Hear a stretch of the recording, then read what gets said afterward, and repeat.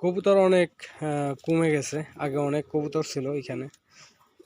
আপনারা পূর্বের যত ভিডিওগুলো আছে আপনারা ভিডিওগুলো দেখবেন, দেখবেন যে কতগুলা কবুতর ছিল এখানে।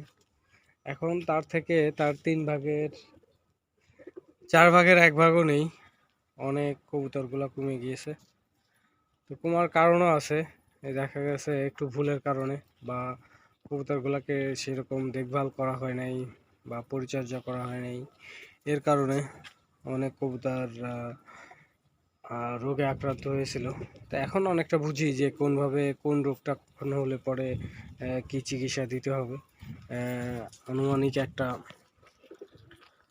আনুমানিক একটা ধারণা হয়ে গেছে যে এইভাবে কবুতরগুলাকে চিকিৎসা করলে পরে কবুতরগুলা ভালো থাকে এবং সুস্থ থাকে।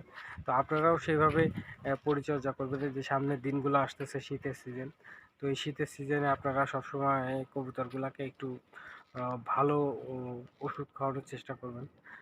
সাধারণত নর্মাল যে ওষুধগুলো আছে সিনামিন জাতীয় বা কোনো গাছের পাতা টাতা দিয়ে আপনারা খাওয়াইতে পারেন।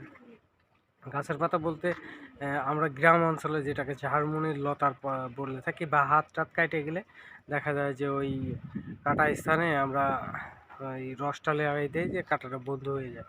তো ওই ওই রসটার আবার গুণাগুণ আছে। তুলসীর পাতা, এই সমস্ত আরও অনেক ওষুধারি গাছ আছে। তো আপনারা সেগুলাও অ্যাপ্লাই করতে পারেন। কারণ শখের জিনিস যখন ক্ষতিগ্রস্ত হয় সবারই খারাপ লাগে। আমি যে গাছটা দেখাচ্ছি গাছটার মধ্যে অনেক বর্ণালো জাতের কবুতর এখানে আছে, বসে আছে।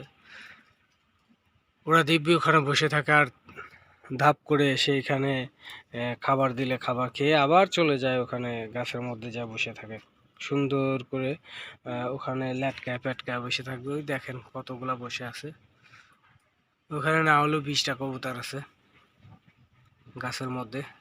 আমি জানি না আপনাদেরকে দেখাইতে পারতেছি কিনা, গাছের মধ্যে রয়েছে সুন্দরভাবে। ওদেরকে উড়াই না যে ওদেরকে উড়াই দিব বা ঢেল দিব, ঢেল দিয়ে ওরা অন্য জায়গায় চলে যাবে। আহ, দেখতে অনেক সুন্দর লাগে।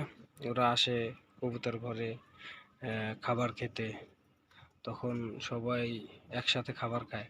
আর একটা জিনিস, কবুতরগুলো দেখছেন সবাই কিন্তু একসাথে কবুতর ওরা খাবার খায়, একা একা খাবার খায় না। যতক্ষণ সময় ওরা খাবার খায় তখন ওরা সবাই একসাথে মিলে খাবার খেতে চলে আসে। কবুতরগুলা হয়তো উপরে কোনো কিছু দেখতেছে। ওই অনেক দূরে দেখেন চিল উঠতেছে। ওই চিলটাকে ওরা দেখে ফেলাইছে। কবুতরের আসলে অনেক শক্তি জ্ঞান